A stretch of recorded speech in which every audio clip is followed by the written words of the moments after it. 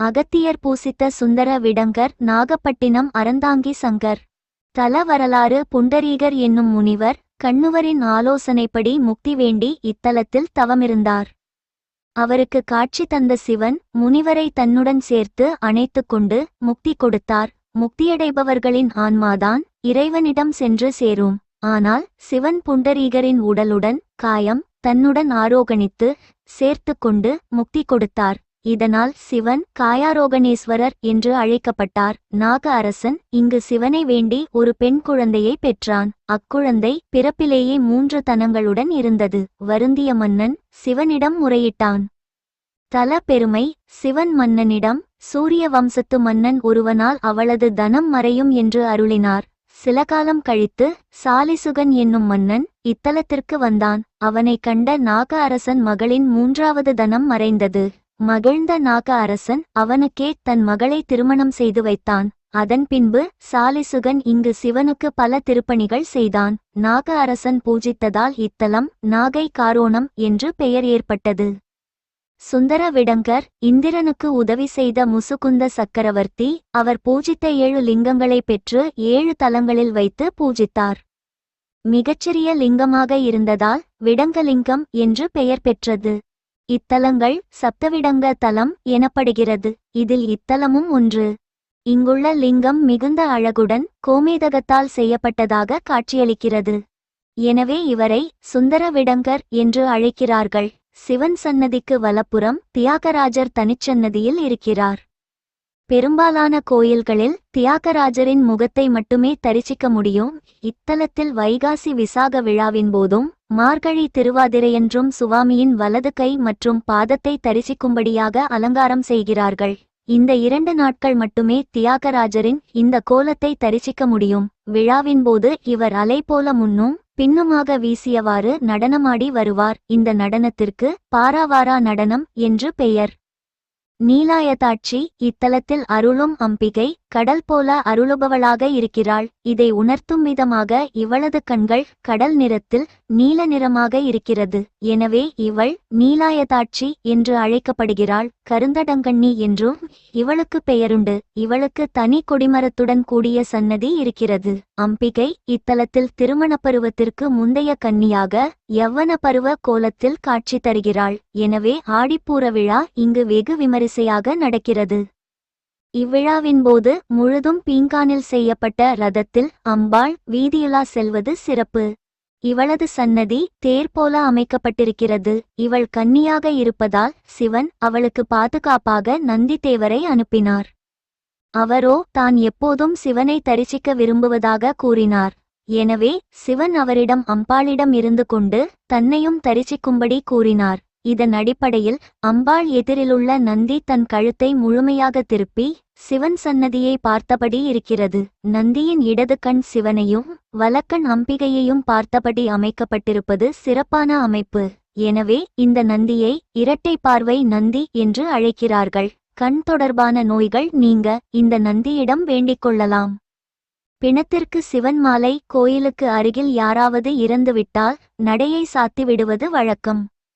ஆனால் இறந்த பிணத்திற்கு சிவன் அணிந்த மாலை வஸ்திரத்தை அணிவிக்கும் வழக்கம் இத்தலத்தில் உள்ளது. சிவனருளால் முக்தி பெற்ற மீனவ குலத்தைச் சேர்ந்த அதிபத்தருக்கு மரியாதை தரும் விதமாக இவ்வூரில் மீனவர்கள் யாராவது இறந்துவிட்டால் அவர்களுக்கு சிவன் சார்பில் மரியாதை செய்யும் வைபவம் நடக்கிறது.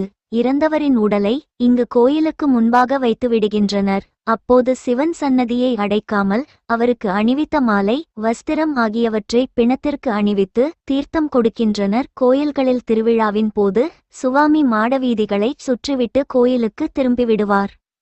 ஆனால் இக்கோயிலில் இங்கிருந்து கிளம்பும் சுவாமி நாகையைச் சுற்றியுள்ள பொய்கைநல்லூர், பொறவாச்சேரி, சிக்கல், பாலூர், வடகுடி, தெத்தி, நாகூர் என 7 ஊர்களுக்குச் சென்றுவிட்டு கோயிலுக்கு திரும்புகிறார்.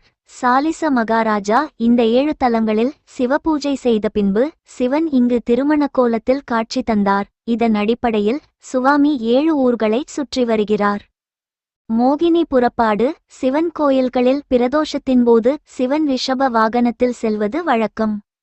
ஆனால் இக்கோயிலில் மோகினி வடிவில் பெருமாளும் புறப்பாடாகிறார்.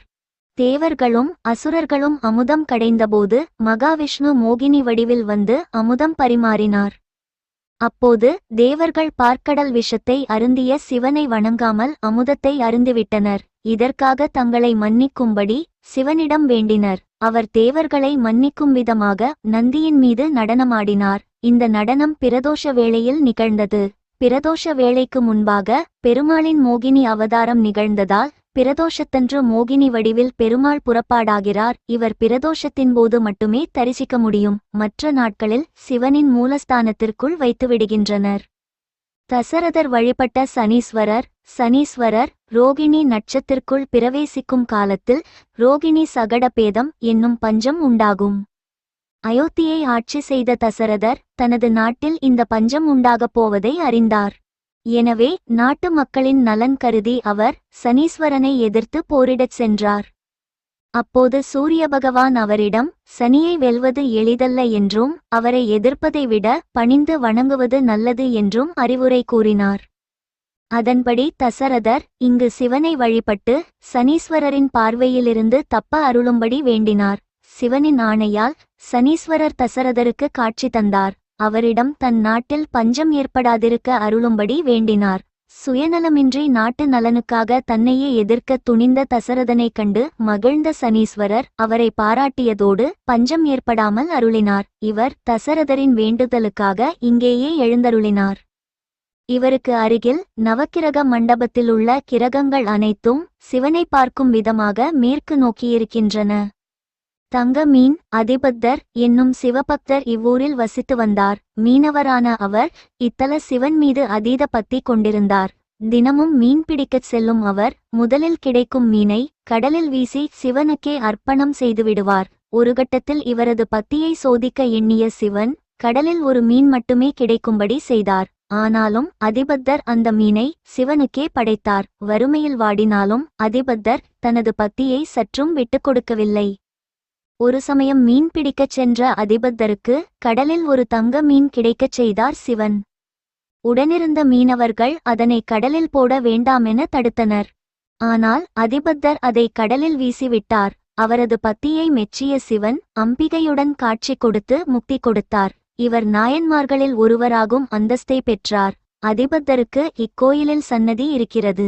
ஆவணி மாத ஆயில்யம் நட்சத்திரத்தன்று இவரது குருபூஜை விழா நடக்கிறது. அன்று அதிபத்தர் உற்சவர் ஒரு கட்டுமரத்தில் எழுந்தருளி கடலுக்குள் மீன் பிடிக்கச் செல்வார். அப்போது மீனவர்கள் 2 தங்க மீன்களை வலையில் வைத்து கடலில் பிடித்ததைப் போல பாவனை செய்வர். அவ்வேளையில் இத்தலத்து சிவன் கடற்கரையில் எழுந்தருளுவார். அவருக்கு அதிபத்தர் தங்க மீன் படைத்து பூஜை செய்வார். அதன்பின் சிவன் அவருக்கு காட்சி தரும் வைபவம் நடக்கும். இந்த விழாவின் போது மட்டுமே தங்க மீனை பார்க்க முடியும்.